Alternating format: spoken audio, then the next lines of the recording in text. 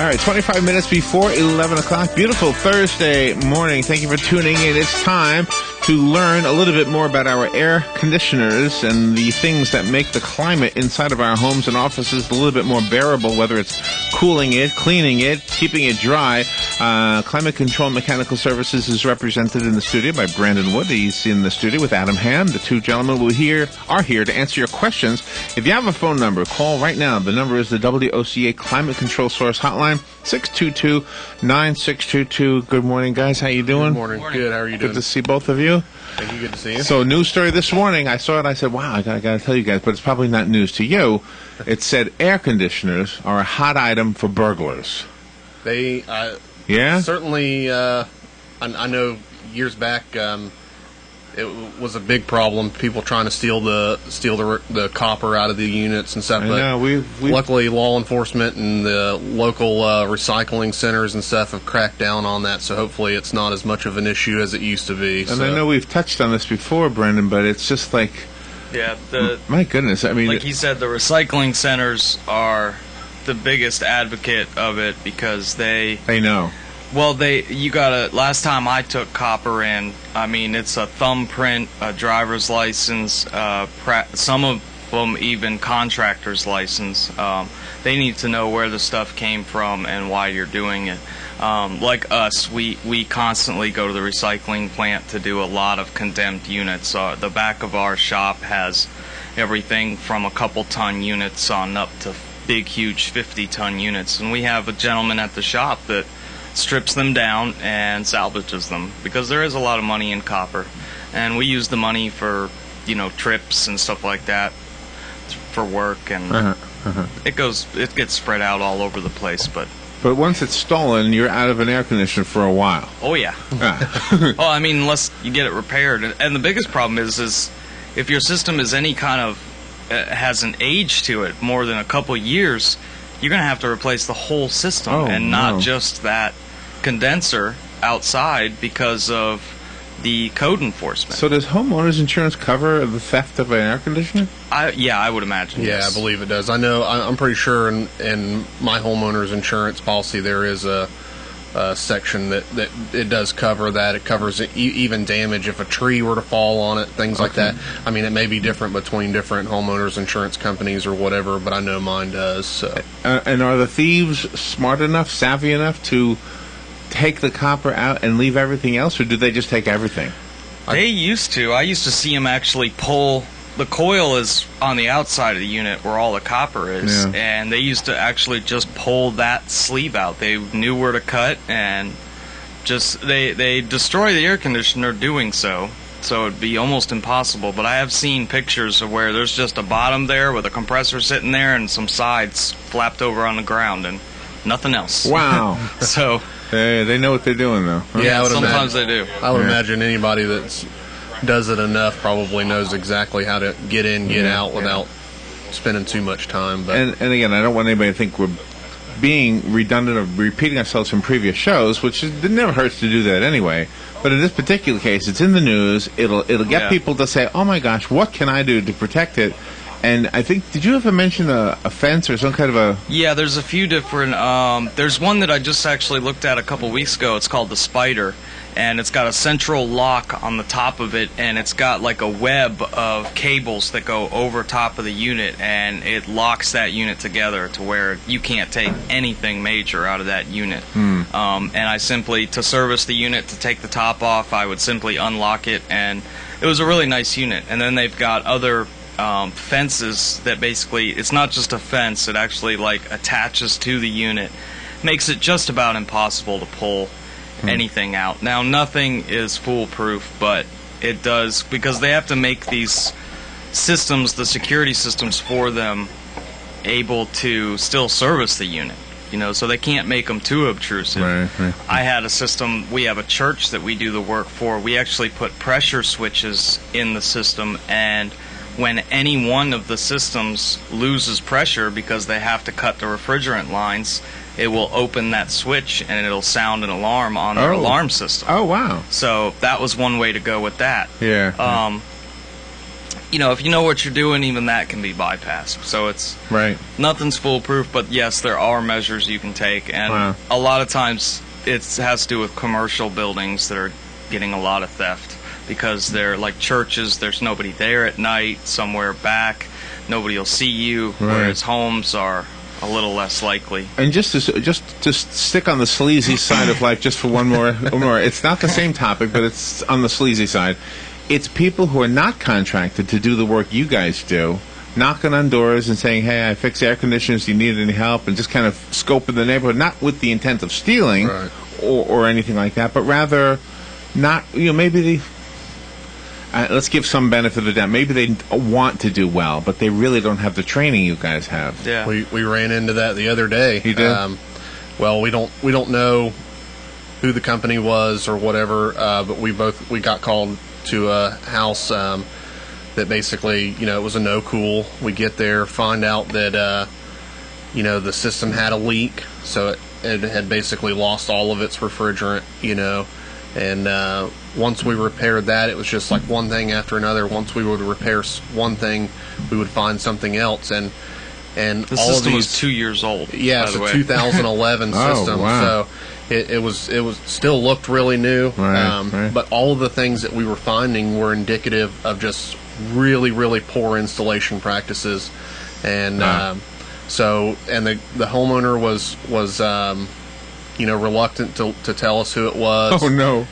Family member, right? Who You don't know? knows? And that's okay with us, but that was one thing that we were talking about, is just the importance of finding a good company that does a good job, and the two installers that we have, that work with climate control are they're amazing. So I guess that's an important message. Is the attempt to save a few dollars will cost you even more. absolutely. Oh yeah, he's the situation we repaired for him the other day cost him close to $1,000, and he's still got between $400 and $600 worth of work that we need to do, and all of it is due to the way the system was installed and improper practices done. So it is very important. It's not like a washing machine, a clothes dryer, where you just pull the old one out, put a new one in, and plug it in. There's a lot of things that might need to be changed or just installed correctly. Otherwise, you will have problems down the road. Ductwork. If ductwork is not done right the first time, it's a nightmare to try to band-aid it, and it gets sopping wet, or if there's leaks in it. So it's very important that we inspect all the ductwork when we go to quote a system. Right. Any issues where they have with hot spots and cold spots, we try to address them. Most of our ductwork, like the return, any ductwork that's actually attached to the unit is replaced with our installs.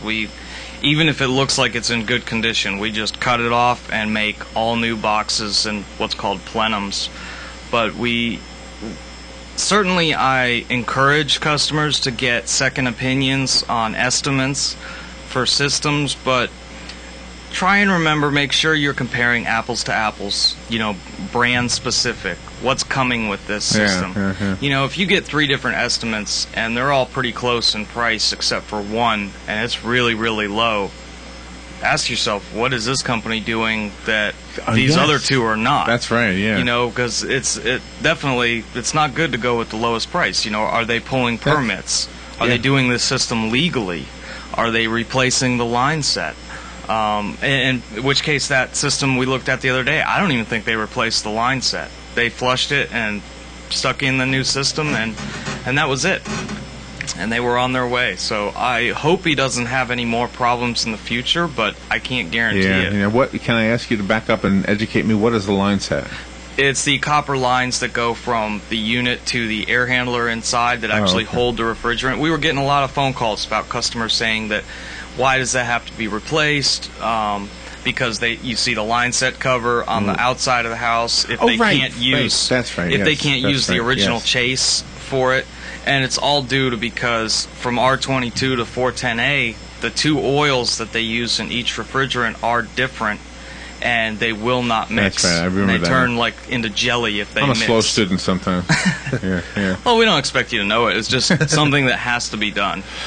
The situation at my mom's house is she's got the intake on the wall in the living room, and there's, for years, has been like this old stereo console in front of it.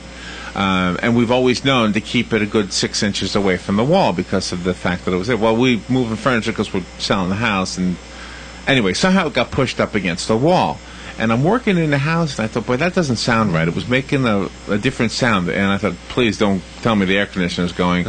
Well, anyway, the good news is all I had to do was pull that thing out, and it opened it up, and everything sounded normal again. Yeah. So the question I have is, since I caught it probably within 5 minutes after it happened, nothing happened. But would it have eventually broken down if I didn't move that? It would have eventually iced up. It would freeze up the evaporator coil, which then the system would keep running, but it wouldn't keep up. It wouldn't actually cool the air because the ice that's on the evaporator coil would actually acts as an insulator. So the air that's being pulled from your house that's brought across the evaporator coil wouldn't be getting cooled like it normally would. So it would still be running, but it wouldn't cool your house. So. And would that ice have melted off on its own, or would I have had to have turned it off, or what? Yeah, that's if the system continues to run, and that's with any time you block the airflow, the return air, whether it's with an extremely dirty filter, a piece of furniture in front of the intake, right, or a duct collapsing, it will ice up, and until the system is shut down for sometimes a couple hours, the ice will just continue to get thicker and thicker thicker. And I've seen systems where I opened them up, I couldn't even take the door off because it was one solid block of ice. And it takes a while. That's why we do encourage customers when they call in for service to make sure they shut their system down. If it's not running, there's no reason to run it. Oh, really? So do you ever get a call, like similar to when your internet goes down, you call up and they tell you what to do and they never even come out? They instruct you, they walk you through the reboot process, right? So do you guys ever get that with air conditioners, where somebody actually walks you through the procedures? Once in a while, yeah. We don't go too far because there's really not too many things they can do. Oh, okay. And let's go to the phone. That's why you're here, to answer the calls from the listeners. Good morning, you're on the air. Good morning. Good morning. I have a question. I have a home in another state, and I just, in September, put in a brand new unit. And, up in northern states, they only, September, October, November, they probably only ran it about 2 months.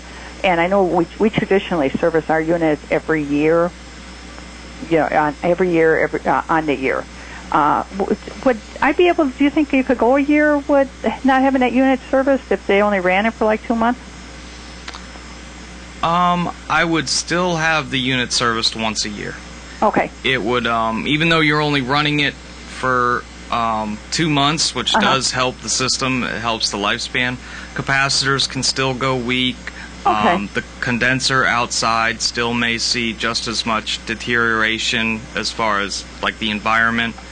So it's always good practice to, no matter how long you run it, to run it once a year. And actually, if you're able to, I know up there in a freezing cold winter, you're probably not able to turn the air conditioning on, but as soon as it warms up enough to actually use air conditioning, but not necessarily need it, just run it for a couple hours just to make sure everything's okay. And if you can do that once a month before you actually need the AC, that's a great idea. Yeah, just turn it on and make sure it runs. And same thing with the heat pump. I assume it's a heat pump or a gas furnace? No. Not when it gets 30 below. Yeah, it's a gas furnace. Okay, well then.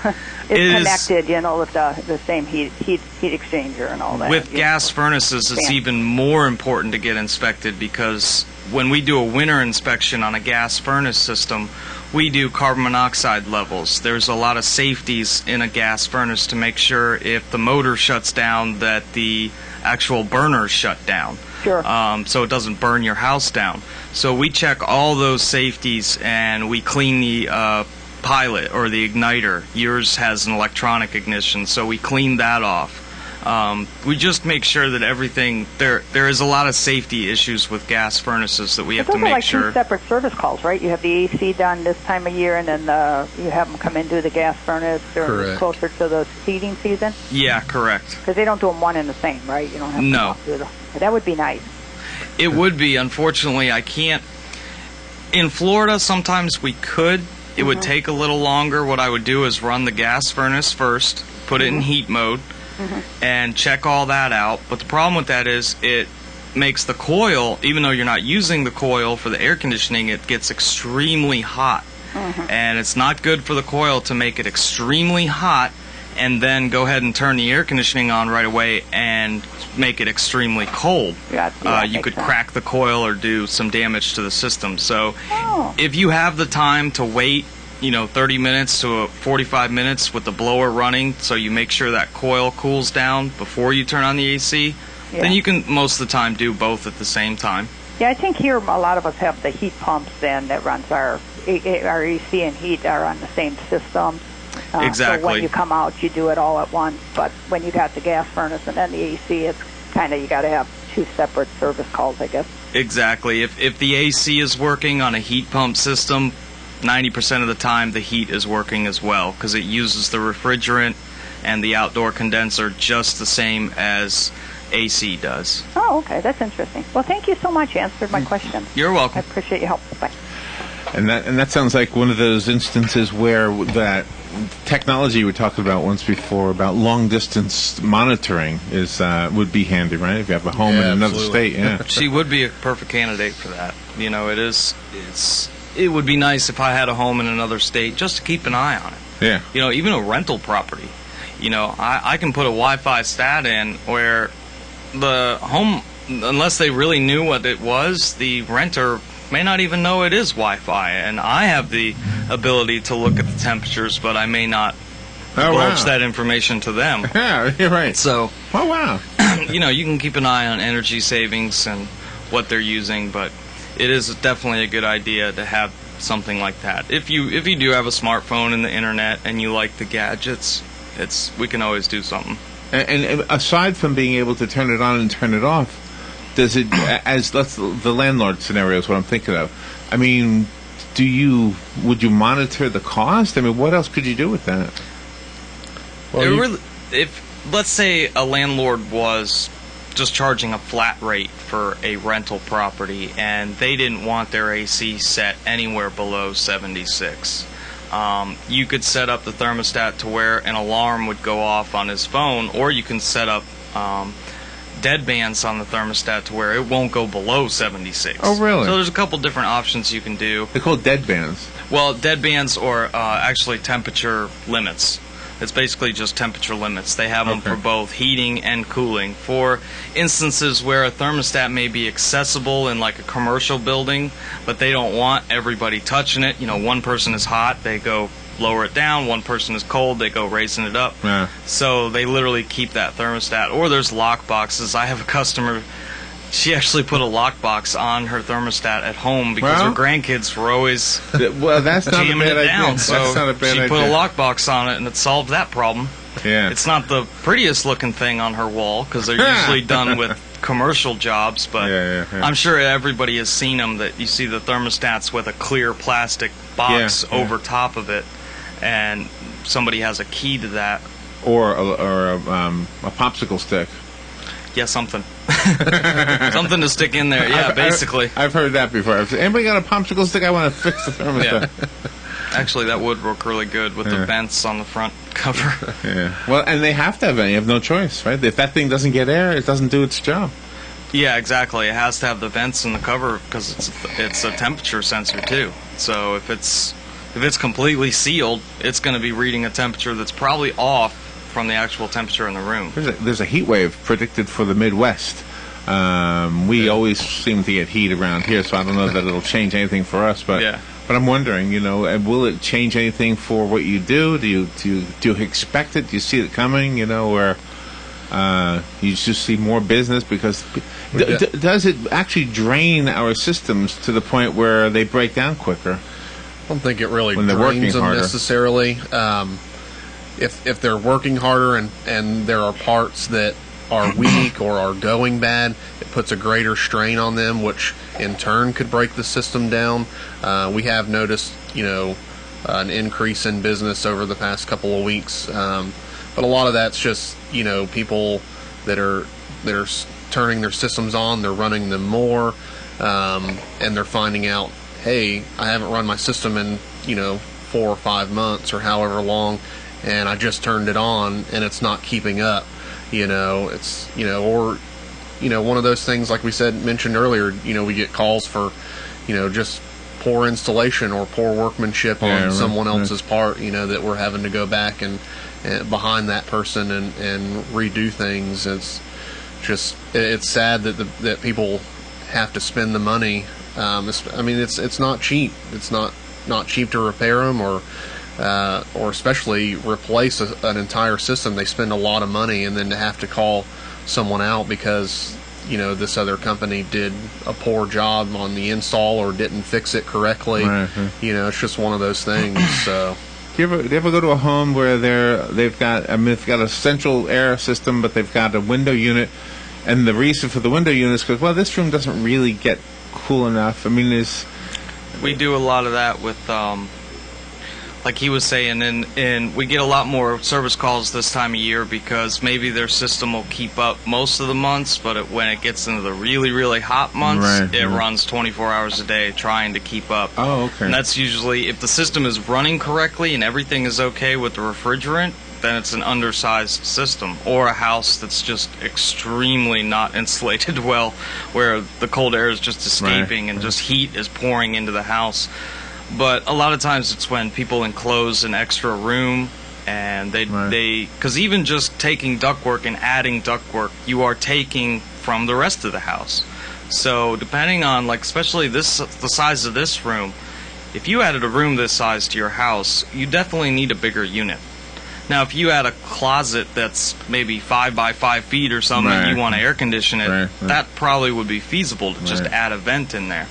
But anything more than a couple hundred square feet, and you're going to need more air conditioning. Yeah. The systems are sized for the square footage of the home. That's very important. I had a customer the other day. She said, I don't want a 3.5 ton anymore. I want a 4 ton. It's because I want it to cool down faster. I said, well, it will cool down faster, but it won't take out as much humidity. So it'll be 70 degrees in there with 70% humidity. Oh, wow. And the humidity is the biggest issue. So she needs a dehumidifier added to it.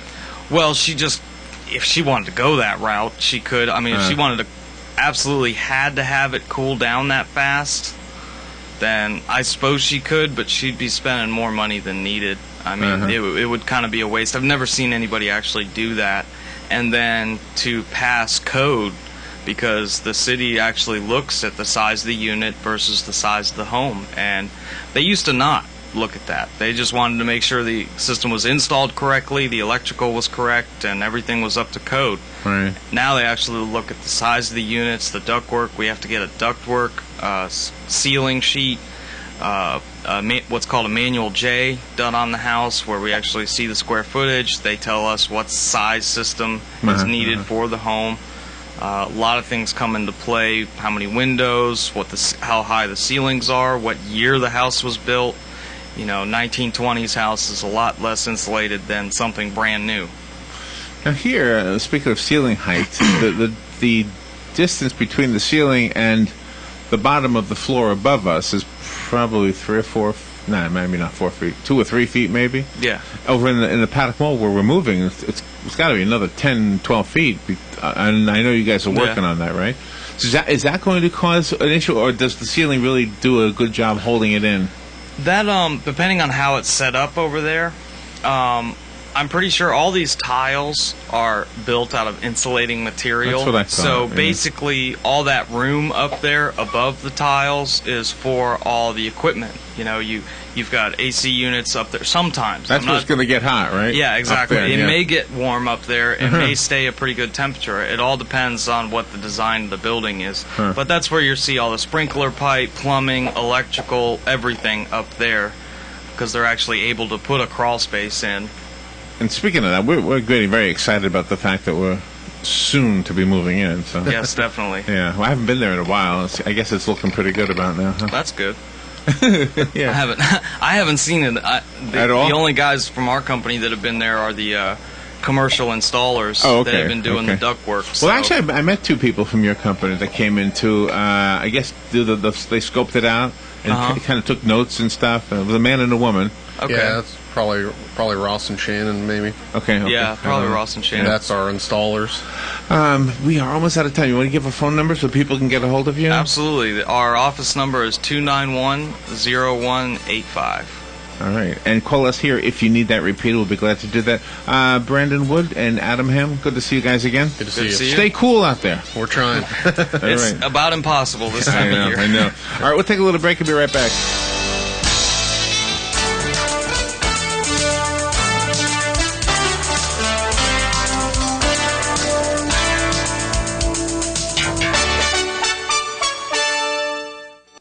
Ocala's information station, 1370 WOCA.